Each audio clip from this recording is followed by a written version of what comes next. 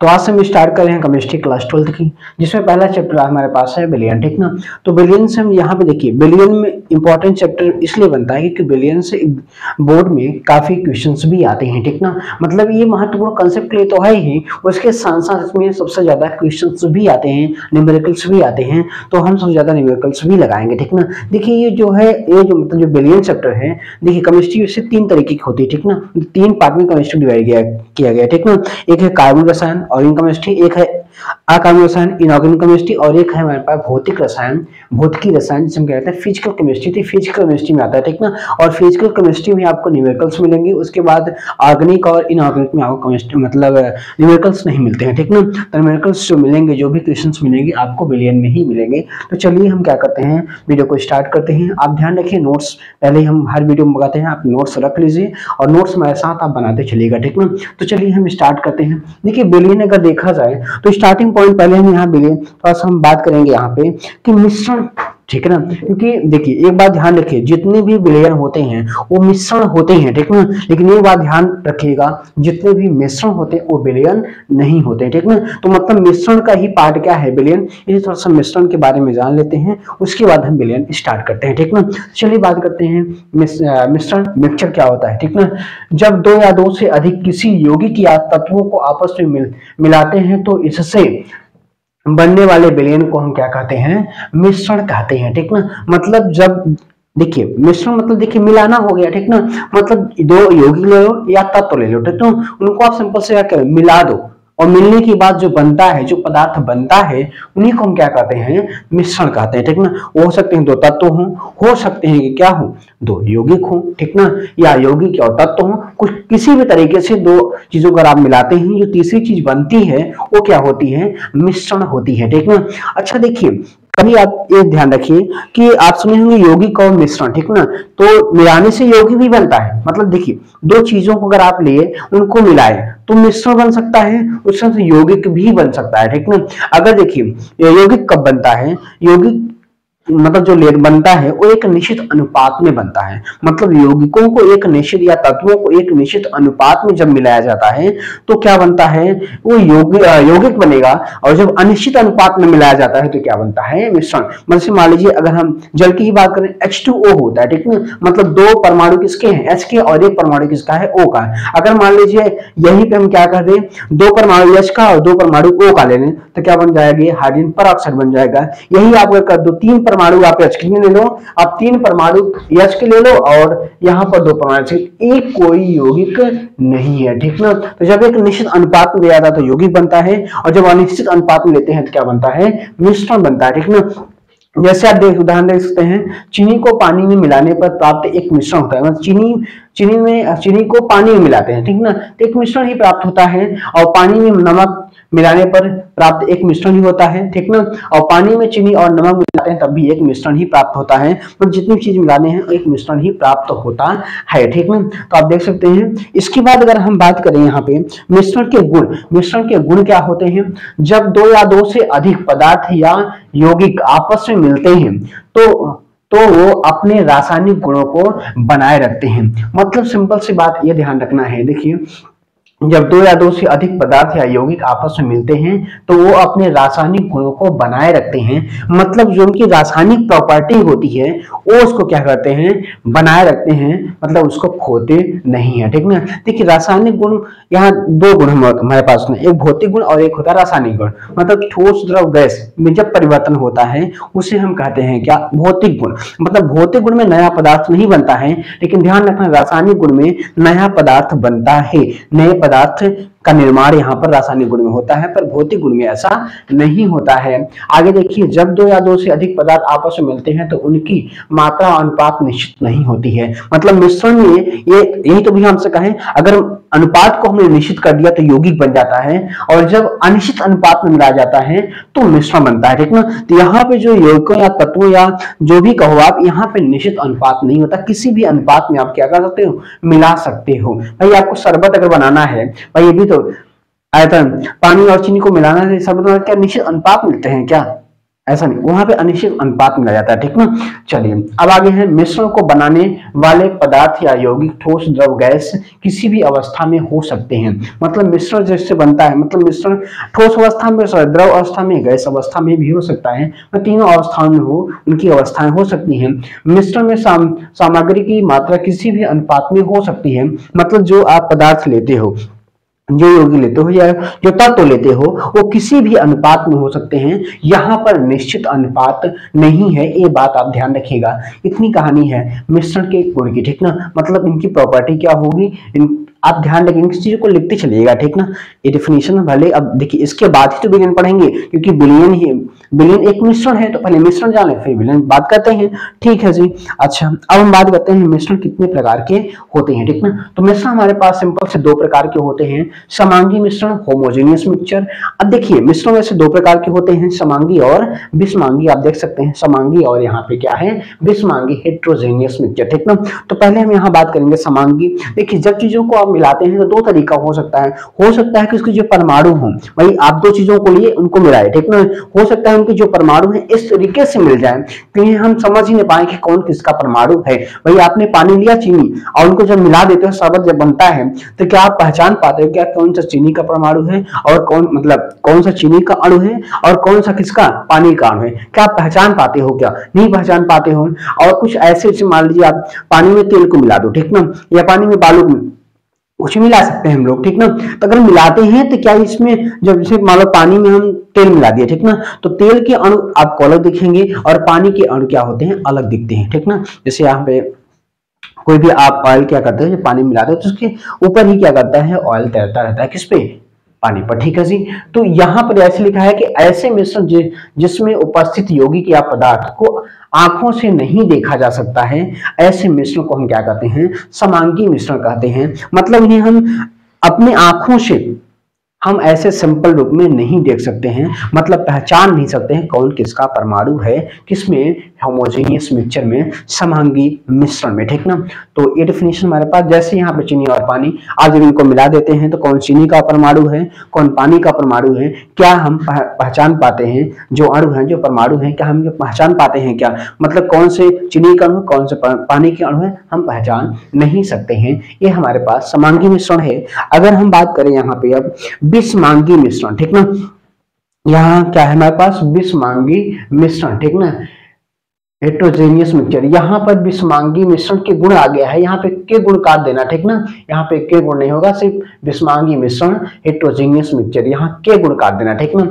ऐसे मिश्रण जिनके कणों को अपनी आंखों से देख सकते हैं, ऐसे मिश्रण को हम क्या कहते हैं, विषमांगी मिश्रण कहते हैं। मतलब सिंपल सी बात है, इन्हें हम अपने आंखों से देख सकते हैं, मतलब इन्हें हम क्या कहते हैं, से भाई सिंपल सी बात है। अभी तो बात हुई थी कि पानी में आप तेल जैसे मिलाते हैं तो आप स्पष्ट रूप से तेल के अणुओं को आप स्पष्ट रूप से देख सकते हैं, जैसे पानी और तेल का मिश्रण, इन्हें आप स्पष्ट रूप से क्या कर सकते हैं, देख सकते हैं। तो मिश्रण और मिश्रण के प्रकार, ठीक ना, आप देख लिए। अब यहाँ पे ध्यान रखना है कि विषमांगी मिश्रण हमको यहाँ पे विलयन पढ़ना है, ठीक ना। तो विलयन में जो अणु उनको पहचान नहीं पाते, मतलब यहाँ पे हम लोग समांगी मिश्रण को ही क्या कहते हैं, मतलब जो विलयन होता है वो एक समांगी मिश्रण होता है। अब हम स्टार्ट करेंगे अपना क्या, विलयन, ठीक ना। अब देखिए हम पढ़ लिए मिश्रण के प्रकार, ठीक ना, उन चीजों को लिख लीजिएगा, नोट आप करते चलिएगा, ठीक ना। अब यहाँ हमारा चैप्टर स्टार्ट होता है विलयन। सॉल्यूशन क्या होता है, दो या दो से अधिक पदार्थों के समांगी मिश्रण को हम क्या कहते हैं, विलयन कहते हैं। मतलब दो चीजों को जब मिलाते हैं तो उन्हें हम स्पष्ट मतलब देख ना सकें अपने आंखों से, ठीक ना, उन्हें अलग नंबर आप पहचान ना सकें कि कौन किसका परमाणु या अणु है, उसे हम क्या कहते हैं, समांगी मिश्रण। और ऐसे ही देखिएगा, दो या दो से अधिक पदार्थों के समांगी मिश्रण को हम क्या कहते हैं, विलयन कहते हैं। जब विलयन में दो अवयव विलेय और विलायक उपस्थित होते हैं तब विलयन द्विअंगी विलयन कहलाता है। देखिए द्विअंगी होते हैं, त्रिअंगी होते हैं, चतुर्थअंगी होते हैं, पॉलीअंगी भी होते हैं। मतलब द्विअंगी मतलब यहाँ पे क्या है, विलेय और विलायक है। जैसे मान लीजिएगा तीन परमाणुओं को दो परमाणु मतलब दो यौगिकों को मिला गया, दो पदार्थों को मिला गया तो द्विअंगी बनेगा। अगर तीन पदार्थ ले लिए तो त्रिअंगी मिलेगा। अगर चार पदार्थ आपने मिला के विलयन बनाया तो चार अंगी मिलेगा। और उससे भी अगर ज्यादा आप लेते हैं, चतुर्थअंगी जिसे कहते हैं, अगर उससे भी आप ज्यादा लेते हैं तो बहुअंगी कहा जाता है। मतलब यहाँ पर बहुत सारे भाई सिंपल सी बात, मिलाना ही तो है। हो सकता है कि हम 2 पदार्थों को मिलाएं, हो सकता है 3 पदार्थों को मिलाएं, हो सकता है 4 5, जितनी मर्जी है, हमारी मर्जी है, हम मिला सकते हैं। लेकिन हमारे जो अभी लेसन में है, चैप्टर में है, वो सिर्फ हमारे पास द्विअंगी है, विलेय और विलायक वाला। मतलब जो भी हमें विलेय में पढ़ना है, सिर्फ यहाँ पे हम लोग विलेय और विलायक लेंगे, मतलब 2 पदार्थों को मिलाएंगे, 2 यौगिकों को मिलाएंगे, उससे ज्यादा नहीं मिलाएंगे। ठीक है, बात समझ रहे हैं? सिर्फ एक विलायक होगा और एक क्या होगा, विलेय होगा। ठीक है, नोट में इसीलिए हम विलयन को क्या कहते हैं, द्विअंगी विलयन कहते हैं। ठीक है, द्विअंगी भी कहते हैं, मतलब विलयन को हम क्या कहेंगे, द्विअंगी विलयन भी कहते हैं। मतलब इसमें 2 परमाणु क्या होते हैं, उपस्थित होते हैं। ठीक है, अभी यहाँ पे कोई फॉर्मूला नहीं है, कोई यहाँ पे क्या कहते हैं क्वेश्चन सभी नहीं बन रहा है। ठीक है, मतलब यहाँ पे डेफिनेशन है, सिंपल हम समझते चलेंगे। अभी पहली तो डेफिनेशन है, इसमें कौन सा सवाल हम लोग ला लेंगे। ठीक है जी, अभी हम लोग स्टार्ट कर रहे हैं और चल रहे हैं धीरे धीरे। ठीक है, अच्छा, यहाँ है विलयन के अवयव। ठीक ना, कंपोनेंट ऑफ सॉल्यूशन क्या होता है। ठीक ना, यहाँ पर भी हमने पढ़ा विलेय और मतलब देखिए, विलेय और विलायक मतलब इसके 2 ही तो घटक हैं, एक विलेय है और एक क्या है, विलायक है।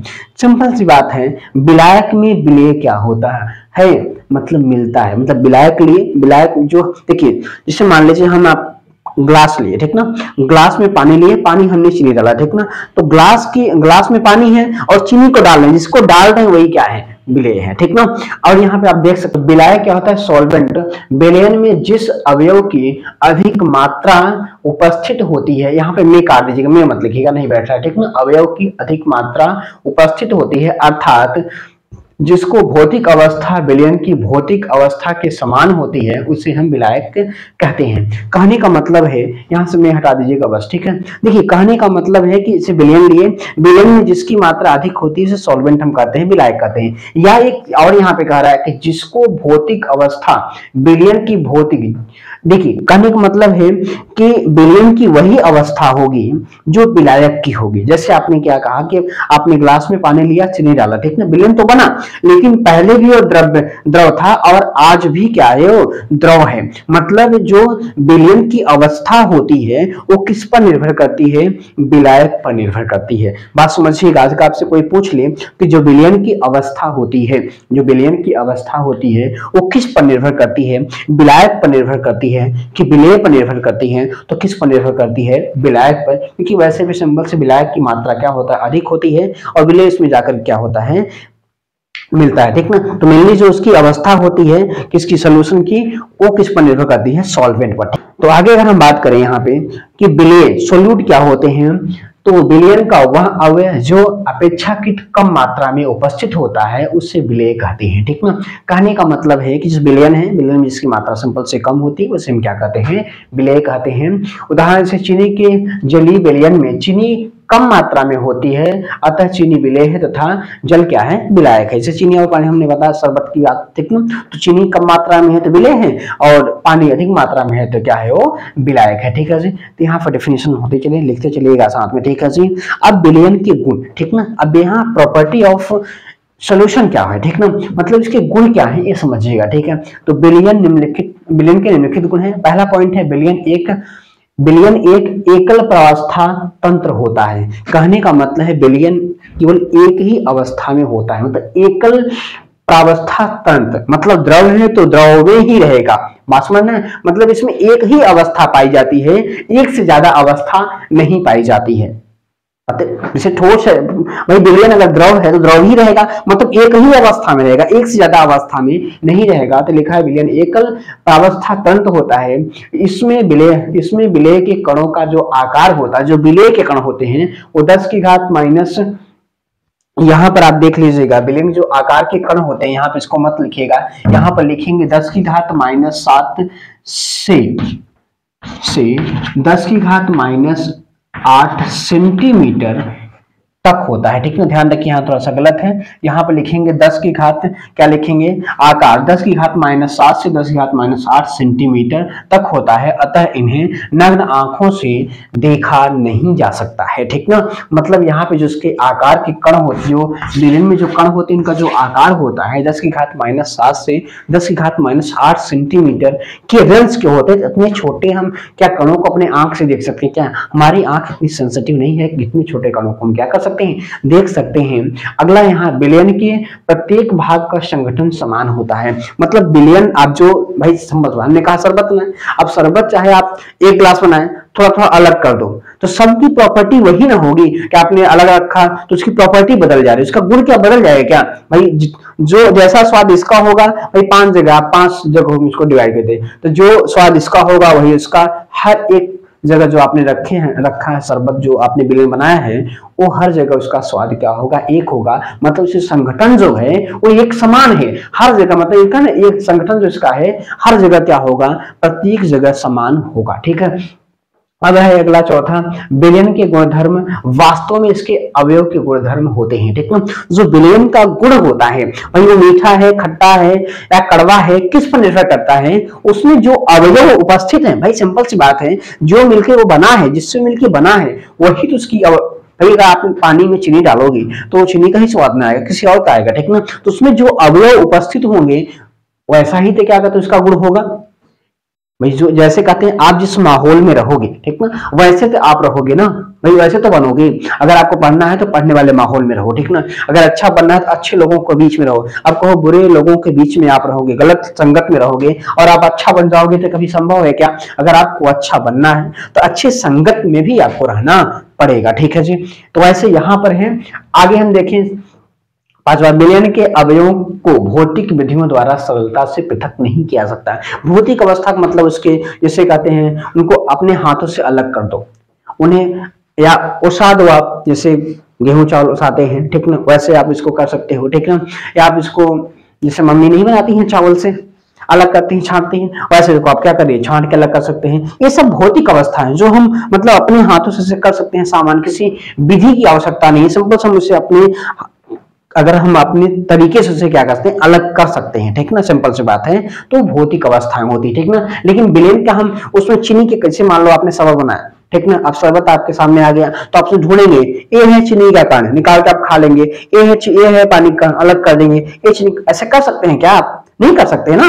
तो विलयन में जो क्या कहते हैं भौतिक अवस्थाओं से इसे हम इनके जो अणुओं को अलग नहीं कर सकते हैं। ठीक ना, अब है विलयन का संगठन अनिश्चित होता है, यह एक निश्चित सीमा में परिवर्तित होता है। ठीक ना, मतलब कह रहा है कि विलयन का जो संगठन होता है वो अनिश्चित होता है। अगर आप यह एक निश्चित सीमा में परिवर्तित होता है, बात समझिएगा, परिवर्तित होता है। कहने का मतलब है जब विलयन बनता है तो वो अनिश्चित संगठन इसका होता है। अगर आपने निश्चित कर दिया तो उसकी सीमा मतलब सीमा में परिवर्तित करने का मतलब, देखिए ये विलयन है क्या? और सोचो आप, विलयन क्या है? मिश्रण है। और मिश्रण कैसे बनता है? अनिश्चित से। और अगर निश्चित आपने कर दिया तो मिश्रण बन जाता है, वो क्या कहते हैं यौगिक बन जाता है। बात समझिएगा भाई, विलयन मिश्रण में आता है और मिश्रण अनिश्चित मात्रा में मिलाया जाता है। अगर आपने निश्चित मिला दिया तो फिर क्या बनता है? यौगिक बनता है। ये बात आप ध्यान रखिएगा। तो अगर यह एक निश्चित सीमा में परिवर्तित हो जाता है मतलब वो बदल जाएगा, तो अनिश्चित मात्रा में मिलाया जाता है। आप इनको छापते रहिएगा। ठीक है सर जी। अब अगर हम यहाँ बात करें विलयन के, अच्छा विलयन के गुण ही, ठीक है। आगे यहाँ पे हम बात करें विलयन के प्रकार, ठीक है। यहाँ पे हमारे पास टाइप्स ऑफ सॉल्यूशन, ठीक ना। तब यहाँ पे कितने प्रकार के हमारे पास विलयन है, ठीक है जी।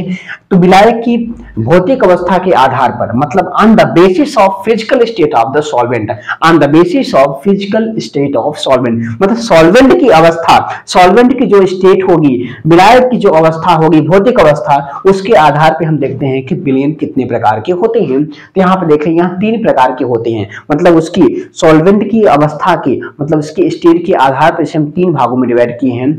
ठीक है, तो पहला हमारे पास यहाँ पे देखिए, अभी हम यहाँ पे कुछ फार्मूले नहीं है, अभी सिंपल से डेफिनेशन चल रहे हैं, तो आप भी लिखते रहिएगा, ठीक ना, समझते रहिएगा और छापते रहिएगा। ठीक है सर जी, हम तो छापते रहेंगे और आप भी चिल्लाते रहिए। ठीक है, तो गैसीय विलयन, गैसियस सॉल्यूशन क्या होते हैं? वे विलयन जिसमें विलायक एक गैस होता है, ऐसे गैसीय मतलब उसे क्या कहते हैं? गैसीय विलयन का मतलब सिंपल सी बात है, अगर हमारे पास जो विलायक है अगर वो गैसियस स्टेट में है, गैस की अवस्था में है, तो उससे जो विलयन बन करके तैयार होता है उसे हम क्या कहते हैं? गैसीय विलयन कहते हैं। मतलब विलायक की अवस्था गैस में है तो गैसीय विलयन प्राप्त होगा। ठीक है जी। अच्छा, किसके आधार पे? भौतिक अवस्था, मतलब विलायक की भौतिक अवस्था, ठीक ना। दूसरा यहाँ पे है द्रव विलयन, ठीक ना, लिक्विड सोल्यूशन। वे विलयन जिसमें विलायक द्रव अवस्था में होता है उसे द्रव विलयन कहते हैं। इसे पुनः दो भागों में डिवाइड किया गया, मतलब अगर विलायक, देखिए विलायक की अवस्था देखना है, भौतिक अवस्था देखना है। भौतिक अवस्था का मतलब क्या है? ठोस, द्रव, गैस ही है। तो अगला हमारे पास द्रव अवस्था विलयन लेंगे तो हमारे पास क्या बनेगा? लिक्विड सोल्यूशन बनेगा। लिक्विड सोल्यूशन बनेगा। यहाँ पर विलायक की जो अवस्था होगी वो द्रव की अवस्था होगी। इसे हम दो भागों में पुनः विभाजित किए हैं, ठीक ना। बहुत आपने सुना होगा एक्वस सोल्यूशन। अब जब आप कोई समीकरण लिखते हैं तो आप जैसे मान लीजिए NaCl आप लिखते हैं तो आपको कभी भी देखने को मिलता है AQ, एक्वस। एक्वस का मतलब क्या होता है ये हम लोग बात समझेंगे। नॉन एक्वस, ठीक ना। यहाँ हमारे पास वे विलयन जिसमें विलायक के रूप में जल का प्रयोग किया जाता है उसे जलीय विलयन या एक्वस सोल्यूशन कहते हैं, ठीक ना। मतलब इसमें वे विलयन जिसमें जल हम ले लें, विलायक के रूप में क्या ले लें? जल ले लें। मतलब विलयन तो बना रहे हैं लेकिन विलायक की जो अवस्था है क्या है? वो मतलब जो विलायक हो क्या है? जल है। तो वो क्या बनेगा? हमारे पास जलीय विलयन बनेगा, एक्वस सोल्यूशन बनता है। मतलब द्रव तो है लेकिन वो क्या हो? जल हो, ठीक ना। अगर वे विलयन जिसमें विलायक के रूप में जल का प्रयोग नहीं किया जाता है, मतलब जल न लिया जाए, अब कोई अलग द्रव लिया जाए, अलग द्रव मतलब से ईथर ले लो, आप एल्कोहल ले लो, ठीक ना, ईथर, एसीटोन ले लो, ये सब हमारे पास ये भी विलायक है, ठीक ना। आप बेंजीन ले लो, ये सब हमारे पास विलायक है। अगर आप इनको लेते हो तो अजलीय विलयन बनेगा, नॉन एक्वस सोल्यूशन बनेगा, ठीक ना। तो जलीय अजलीय विलयन कहलाते हैं, ठीक ना। मतलब जब हम जल का प्रयोग नहीं करते हैं तो अजलीय विलयन कहलाते हैं, ठीक ना। तो जलीय विलयन और अजलीय विलयन, एक्वस सोल्यूशन और नॉन एक्वस सोल्यूशन। जब हम जल लेंगे तो हमारे पास एक्वस सोल्यूशन होगा और जब जल नहीं लेंगे तो नॉन एक्वस सोल्यूशन होगा। आप सब कुछ एकदम आराम से पढ़ते चलिए और अच्छी नोट्स हम लोग तैयार करेंगे और विधिवत पढ़ेंगे, ठीक ना। मजा आएगा क्योंकि आप पढ़ते हैं। हम पढ़ते हैं, कब से पढ़ने वाले हो गए? अच्छा जी, चलिए। तो विलयन के प्रकार अब यह मतलब वही है तीसरा, ठोस विलयन, ठीक ना। सॉलिड सोल्यूशन, मतलब सिंपल सी बात है, वे विलयन जिसमें विलायक ठोस अवस्था में हो उसे हम क्या कहते हैं? ठोस विलयन कहते हैं। भाई उसकी अवस्था क्या हो जाए? ठोस हो जाए, उसे हम क्या कहेंगे? ठोस विलयन कहेंगे, ठीक ना। चलिए अब हम आगे बात करते हैं। आगे आगे आगे कितने आगे चलेंगे सर जी? बस उतने ही आगे चलेंगे जितना हम आए हैं अभी तक। अच्छा, तो विलयनों के प्रकार वही हैं। अब यहां पे विलय की मात्रा के आधार पर, अभी हम क्या देखे थे? विलायक की भौतिक अवस्था के आधार पर, और अब हम इनको डिवाइड करेंगे कितने टाइप्स के होंगे विलयन की मात्रा के आधार पे। तो यहाँ पे निम्न प्रकार के होंगे, ठीक ना। हम देखते हैं आगे, यहाँ पे लिख सकते हैं किसके आधार पे, मतलब विलय की मात्रा के आधार पे ये निम्न प्रकार के होते हैं। छात्र रहिएगा, क्या लिखेंगे? विलय की मात्रा के आधार पे ये निम्न प्रकार के होते हैं, ठीक है जी। अच्छा जी, पहला हमारे पास है तन विलयन। आपने बहुत सुना होगा, जिसे लिखते हैं H2SO4, H2SO4, और यहाँ पे बहुत आप मिलकर देखे होंगे, यहाँ पे लिखते हैं तन। फिर कहीं आप देखेंगे H2SO4 और यहाँ आप देख लिया क्या? सांद्र। ये सब क्या है? ये सब क्या है? ये वही है जो हम देखते हैं सर जी। अच्छा, तो तन विलयन हमारे पास क्या होता है? डाइल्यूट सोल्यूशन क्या होता है? वह विलयन जिसके इकाई आयतन में विलय की मात्रा विलायक की अपेक्षा बहुत कम होती है उसे हम क्या कहते हैं? तन विलयन कहते हैं। मतलब सिंपल सी बात है जी। क्या बात है? बात सिर्फ इतनी है कि आपने विलयन तो बनाया है पर विलायक की तुलना में, मतलब उसकी तुलना करो आप विलय से, तो विलय की बहुत कम मात्रा है। मतलब विलायक की मात्रा ज्यादा है और विलय की मात्रा अगर कम हो तो उसे हम क्या कहते हैं? तनु विलयन कहते हैं। मैं सिंपल सी बात है, अगर आप देखा जाए तो तनु विलयन कैसे कहते हैं? तनु का मतलब क्या होता है? ऐसा विलयन जिसमें पानी की मात्रा अधिक हो। सिंपल सी बात है जी। द्रव की मात्रा अधिक हो, ऐसे ले लेगा, द्रव ले लें या पानी ले लो। मतलब तनु का मतलब क्या होता है? ऐसा विलयन जिसमें मतलब यहाँ पर पानी की मात्रा क्या है? ज्यादा है, मतलब विलायक की मात्रा यहाँ पर ज्यादा है, ठीक है जी। वो हमारे पास क्या होता है? तनु विलयन होता है, तनु अवस्था में होता है। मतलब इस समय H2SO4 में जल की मात्रा अधिक है, H2SO4 कम है। अच्छा जी, छाप लो जी। हाँ चलिए, अच्छा हम बात अगर करें यहाँ पे सांद्र विलयन क्या होता है, ठीक है। वह विलयन जिसके इकाई आयतन में विलय की सांद्रता अत्यधिक उच्च होती है उसे हम क्या कहते हैं? सांद्र विलयन कहते हैं, ठीक ना। अभी आपने क्या कहा? आपने ये कहा कि विलय की मात्रा बहुत कम है, और जब बहुत कम है तो तन बनेगा, और बहुत ज्यादा हो जाएगी तो क्या बनेगा? सांद्र बनेगी।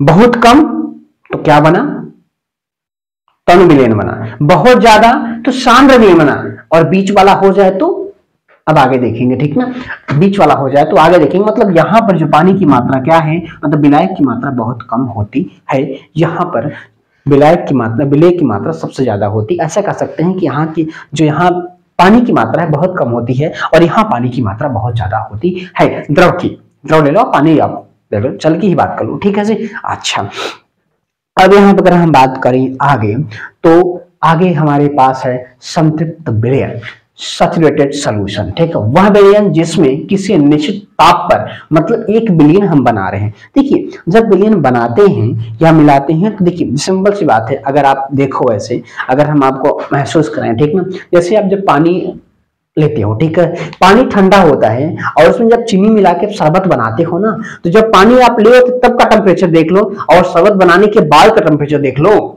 तो टेम्परेचर पहले का कम होता है और बाद का क्या होता है, ज्यादा। मतलब पानी ठंडा है तो क्या होता है, गर्म क्यों हो जाता है, क्योंकि देखो जो पानी, जो आपने चीनी लिया है ना, वो ठोस अवस्था में लिया है, और जब चीनी ठोस अवस्था में है, अवस्था उसकी बदलेगी, ठोस से किस में जाएगा, द्रव में। भाई चीनी के अणु भी तो टूटेंगे, और जब सिंपल सी बात है, जब कोई भी चीज टूटती है तो ऊर्जा हानि होती है। जब कोई चीज टूटती है तो ऊर्जा हानि होती है, और ऊर्जा कहां जाएगी, उसी पानी में स्टोर हो जाएगी। तो पानी भी ठंडा था, फिर क्या हो जाएगा, गर्म हो जाएगा। हाँ से तो कह रहा है वह विलयन जिसमें किसी निश्चित ताप पर, ताप को यहाँ पे क्या करना है, निश्चित कर रखना है, ताप को घटाना बढ़ाना नहीं है, पर विलायक के निश्चित मात्रा में, विलायक की भी मात्रा क्या करना है, निश्चित रखना है। ये नहीं कि आप विलायक की मात्रा बढ़ाते जाओ और विलेय की मात्रा भी आप बढ़ाते जाओ, और सिंपल सी बात है, विलेय की मात्रा क्या करना है, कांस्टेंट रखना है, ठीक है जी।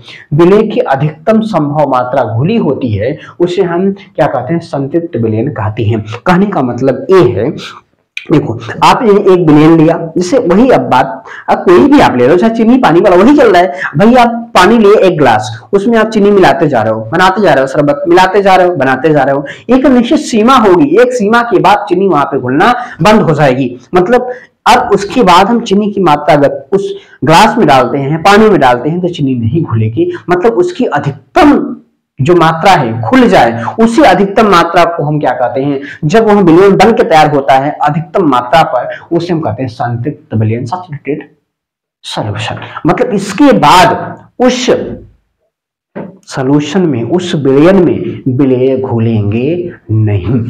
अच्छा ठीक है, ये हमारे पास है संतृप्त सॉल्यूशन। अब आगे बात करते हैं, हमारे पास आता है असंतृप्त विलयन, ठीक ना, अनसैचुरेटेड सॉल्यूशन, ठीक ना। वह विलयन जिसमें किसी निश्चित ताप पर विलायक की निश्चित मात्रा में, यहां भी विलायक की मात्रा निश्चित करनी है, ठीक है, घुलित विलेय की मात्रा संतृप्त विलयन बनाने के लिए आवश्यक मात्रा से कम होती है, उसे हम कहते हैं असंतृप्त विलयन। मतलब देखिए, जैसे संतृप्त विलयन मतलब क्या है, अधिकतम घुली हो, मतलब मान लीजिए अधिकतम 1 किलो चीनी घुल सकती है, ठीक ना।